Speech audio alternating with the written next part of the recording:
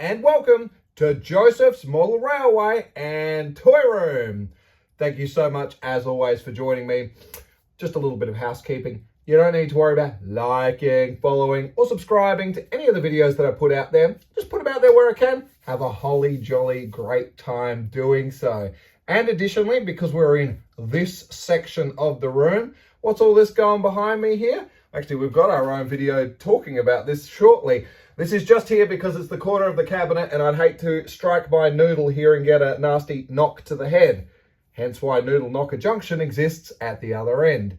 As mentioned before, we're in a series of quicker videos now, but this one's a little bit longer in the sense that we're just going to have a quick chat about wiring up the lights in the Petroleum Depot. In fact, if I just reach my hand down here and flick a switch on, ta-da, there's some illumination.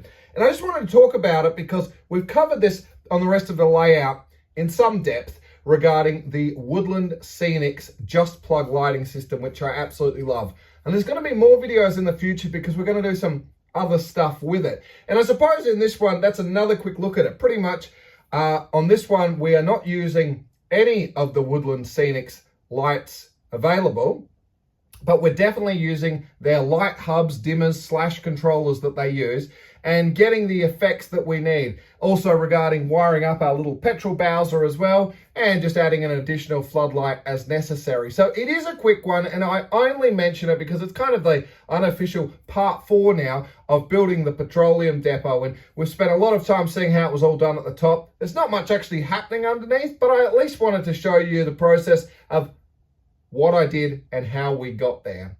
We're then going to move on to some extra short videos that, fingers crossed, I'll try and do in one take.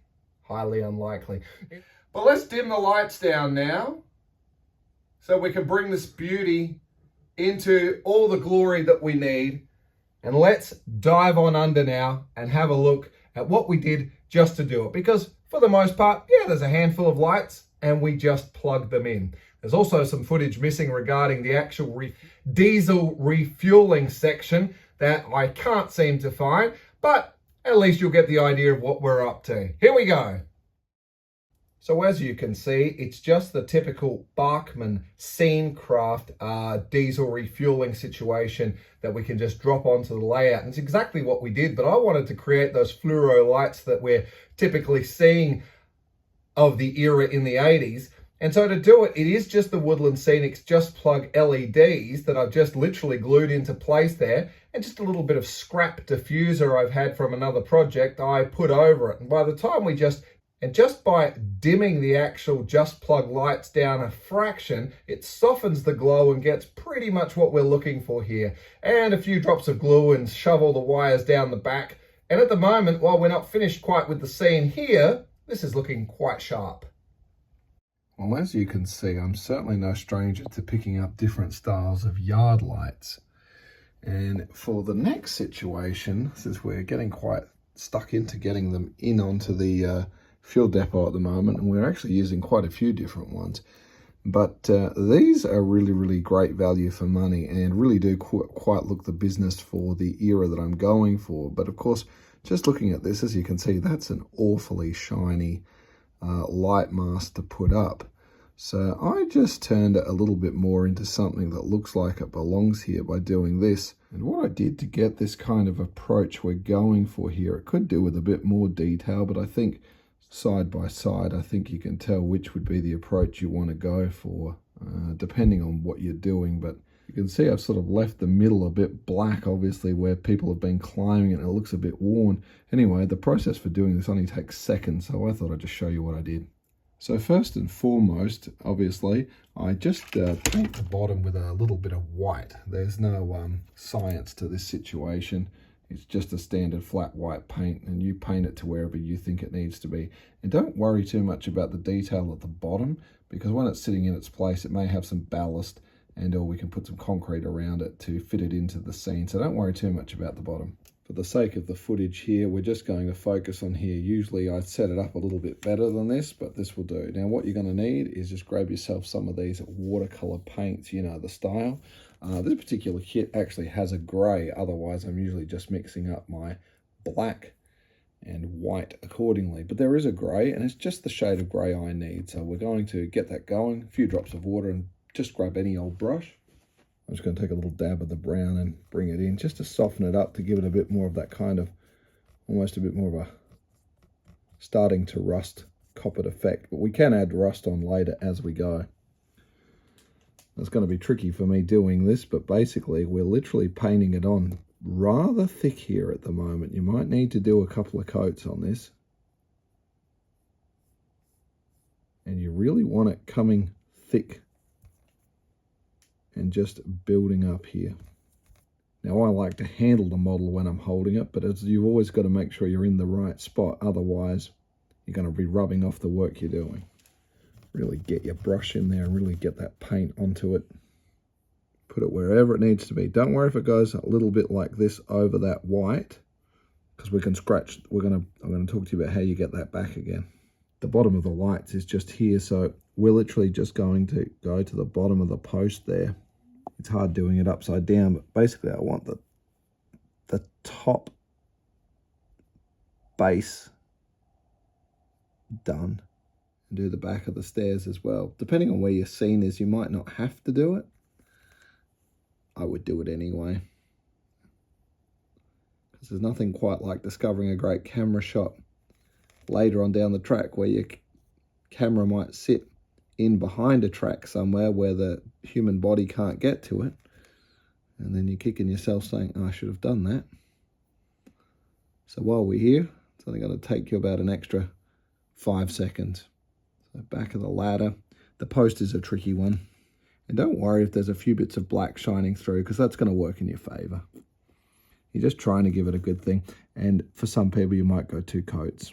I also don't like to have these seal up, so a quick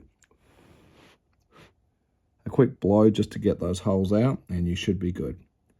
So you're going to want to let this dry overnight. It's tempting not to. Leave it overnight.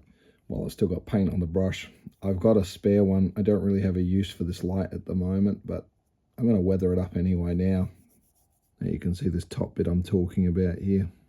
For those of you wondering why it's in the position it's in, there's actually a little bit of baking paper, parchment paper, sitting just below us here. Should there be a little drop of paint, it's just going to hit that. And I do like to dry them upside down where I can, to let it flow. Again, we don't want those holes. And you could probably hear the little spatter of that hitting the ground. Well, it's been several days now since we've actually applied that paint, and I need these clamps to carry on. But here are our magnificent lamp posts. So now as we come in side by side, this one we haven't done before, and you can see they've got that nice shiny black finish to it. And here's the one that we have done and sort of just dulled it down a bit.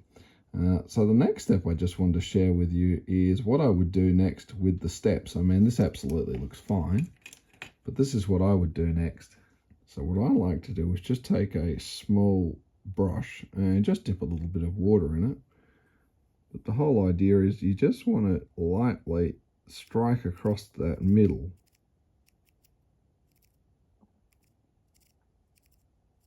Which gives a bit of appearance like it's actually been used for climbing on that. Any more than I don't mind just going a little bit, just literally on the angle here of the edge. And yes, I've got a paintbrush in my other mouth that I was going to use for this. That's why I'm not talking clearly. So I think you get a pretty good effect coming from that. And you can see just there that little bit of detail that comes through. And you can work on that. It's hard for me to both stand up, do this, and shoot this, trying to capture light and hold it in the right spot. But I think you're getting the idea here. Let us just move on to the next one now. And the effect may seem very subtle, just at the top where they'd come in with their feet and get off on the ladder here.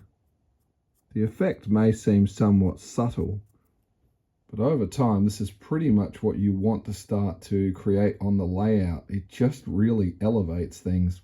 A couple of extra steps here that I would do. A little bit of brake dust. Now this really comes down to the location of where your light's going to sit. But if you're doing model railway, there's a high chance this yard light may well be in the yard. Just a small soft brush and a little bit of this Pico brake dust. And this stuff, actually, you can be pretty generous with it. It's pretty forgiving compared to some other weathering powders and things like that. So usually just toward the sort of lower part of it, it's just a matter of dusting it on. And again, you'd probably do this more as you've sort of come onto the scene. Again, I'd sort of either put the ballast across the bottom here, or I'm going to do something with concreting around it. But just giving you the idea that just the lower end is what you want to do, where that brake dust may be coming off on a locomotive. A windy day, it's getting deposited across the bottom. Like I said, you can be pretty generous with this. The only other step that's completely optional would be to take, what I would certainly take, is some of this Vallejo rust. And what I would tend to do is decant this onto a little bit of baking paper, literally just a drop, and we're just going to use a sponge to put it on. Any offcut of a sponge will do. This one must have put on a lot of wash onto so many models so far, and it's still just fine what we need. So literally we're just going to pat it into the paint. Just take this excess off where you can. Remember, that's just one drop we've put on there. We want it so that it's going to start to just lightly come off like this. Mostly focusing on edges, but if you just really just lightly, see, that's just a fraction too heavy up there, I would think. So it's pretty forgiving stuff. With the dry side of the sponge, you can just pat it off as needed. And if you just look at how I'm applying it here, you couldn't really get much more softer on the approach. Again, yours may not be that old in the yard and you're not trying to model anything quite like this. I just think that little bit of rust, especially on the white near the ladder, really does pop there. And you can sort of see that was a little bit heavy. Right. Now again, ever so subtle, and even the camera's probably not going to quite pick up some of the detail that we've come down, but you can probably clearly see those on the white where it stands out a little bit more. And where I'm looking, it's good because the lights are dimmed down slightly. In fact, that side of the ladder looks a bit boring. But you can certainly see the effect you're starting to build up over time here. So that's the process that I would go through, just adding a bit of effect and detail to it. It doesn't matter that you're still seeing the black, because remember, once this then takes a moment to be into a scene, this is looking good. And once it's illuminating, it's focusing on whatever's beneath it. So in an twilight scene, this will really come up well. That's my process.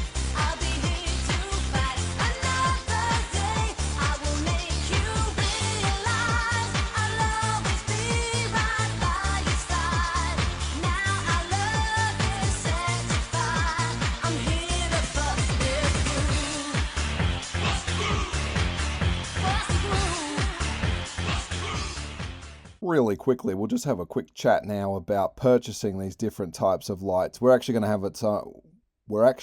to have our own dedicated episode regarding this, and particularly how I had my custom-made signal gantries done. But that is an episode for another day in its own little thing. But look, as you can see, a popular trading site like eBay here, you are absolutely spoiled for choice at some excellent prices. I guess the other thing is sometimes you need to experiment a bit, because 00, HO, N-scale. Sometimes I've used a few N-scale lights in applications because it fit. 00 was sometimes a bit too big and HO was sometimes a bit too small.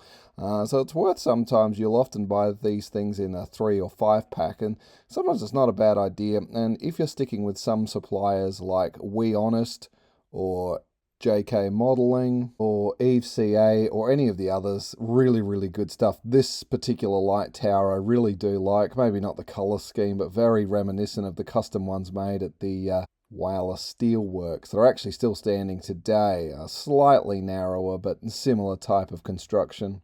Your key measurements are there. Most of them are always LED anyway, and they give you the resistors, but as I've always mentioned, using the Woodland Scenics just plug lighting system, all of the hard work's done for you. Just plug in your red and black and dim to your heart's content. And of course you can string multiple ones together.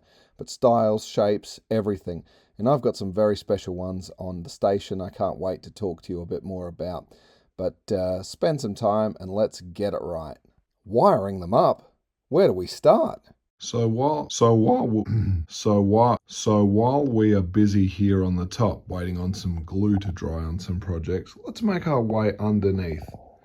This is going down to a section where people really don't get excited about, unless you're me. You see, coming down underneath my layout to do the wiring for most people can be a bit of a pain in the backside. Yes, of course, you will need to climb underneath, and a lot of people will build their layouts upside down so they can do this in one hit. And then there's me. Remember, my layout sits higher than a traditional bench. The other thing is, there's this wonderful, beautiful green carpet to sit on, and I can just get very comfortable here and do what I need to do with wiring things up. It's very well illuminated down here. I don't have the other lights on for the minute, but you certainly have enough here to see what I get up to. And here we are. And hopefully you can see what's going on here. I've just screwed in a couple of these light hubs at the moment. We actually have a feed of cable farthest lights. And of course, there's a series of the clips that are wired to our street lights up above, or yard lights. At the moment, just going to take a little bit of connecting cable, and we need to get the feeds of power in, which of course we tap off of our distribution points. Who knows if this camera angle is actually going to work. We've got to get to here, from here, and we're going to talk about using this little tube as always. These are the connecting cables from Woodland Scenics, JP5760, for those of you playing along and saying he didn't have a shave today, and you're correct, I do apologize. Now, remember, these come in a 2-pack. I really only want to focus on using one cable at the moment. Now remember, this grade is a slightly thicker wire, and also on the ends, it does not feature a resistor. So this is perfect. And if we look at the size of the cable we have here, which would be probably 1 meter, we'll join it up here in the middle, and we're going to make a cut here. So the theory is, if it's long enough, we should be able to just tap straight in from here, follow it around the back and drop in. I'm looking at this thinking it's going to be a little bit too short. It doesn't really matter if this wire does end up being a little bit too short. Remember, we're just purchasing these for these connectors at the end to make it nice and plug and play into our light hub here. Remember, it's really not too stressful. We just need it for that plug. Once we come to the other end, we can do whatever we like. And in my case, I just keep it uniform. Black is always black with everything, and grey will just go to the red. And we stick with that. So as we come around, we can certainly use this hole to come around. The problem is, wouldn't you know it, a fraction too short. But that's okay. As always, I always have some sort of a trick up my sleeve. We'll just take another cord at the moment to correct the problem. Now, I'm sort of getting toward the end of most of what the light hubs are. Faulty towers will still need a series of lights there. So there's another 2 or 3 more hubs we're going to feed that with. And I've left another accessories distribution point just a little bit further down, to which we could plug to it.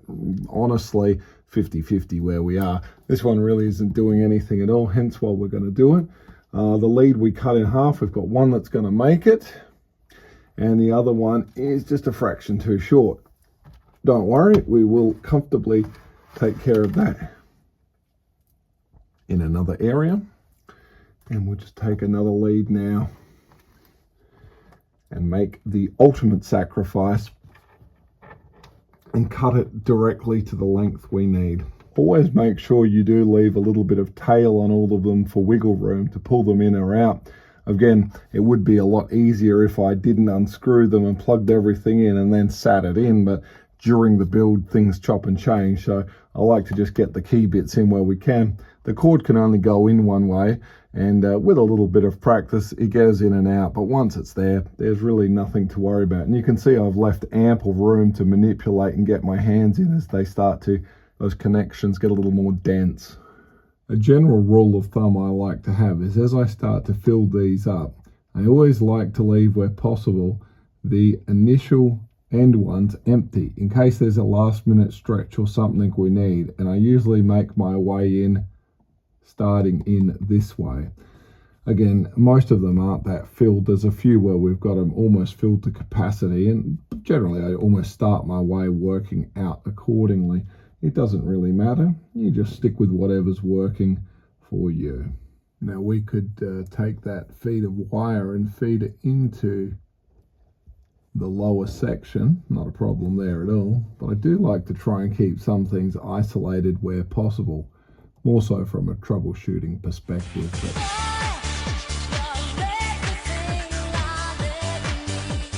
But always check it, because sometimes you'll miss it completely. The top ones are notoriously the worst. Offer some strain relief where you can. Obviously this one is a bit of a stretch on that other cable, but he's all right. He's going to sit there. Now we can take our other one.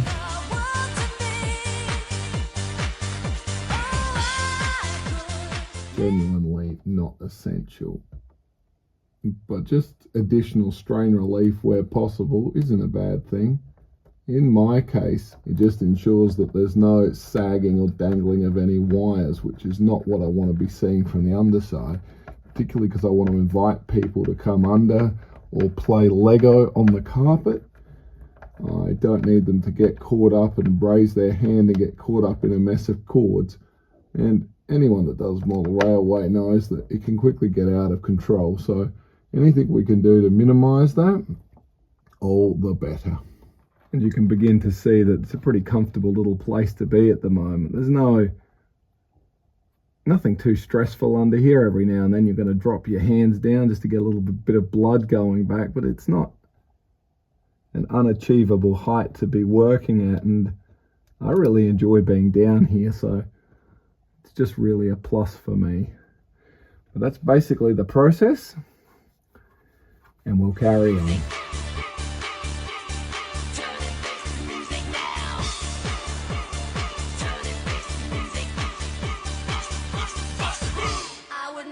Let's wrap it up now. We're going to keep it quite short, but here is the final wiring you can see underneath. Don't worry about the leads coming down. That's for the future section we're dealing with. You can see we have our light dimmers here, and everything else looks reasonably neat and tidy under here. If you want to see some great pictures of the actual final product, please go back to that Petroleum Depot video that we did just see. But as we just come in, and all I wanted to point out was the ability of having those dimmers is how you can really fine tune and get just the right shades that you're looking for on different areas. Like take that substation, for example, as we come over. That's probably just a fraction too bright. If it was me, I think I'd just come down a bit. Really gives just the right amount to get those shadows that you can be looking for. And here's one of those lights that we have just painted, and even if we turn it off, you can see that even just by gently bringing it up, it just gives that beautiful glow that we need to really add character to the area. We'll talk more about that in future videos, but I really like it. And plus also running it through the dimming system means you're not running your LEDs flat out, and it really does give great longevity. I can't show you too much because we've got big surprises right where I am at the moment. Check out the other Petroleum video to check out some wonderful still shots.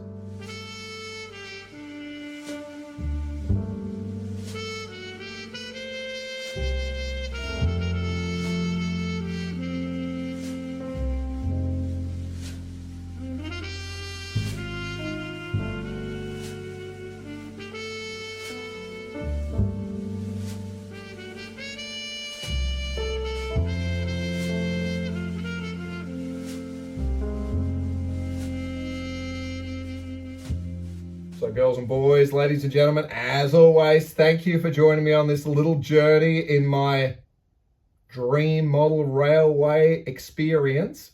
It feels like we're starting to come toward the end, but I can rest assured we are far from there. Yes, it just looks like faulty towers needs to be installed here, but there is so much more we still need to do. Fiddle yards, more toys, more trains, more everything. Don't worry, we'll just keep going the best way we can.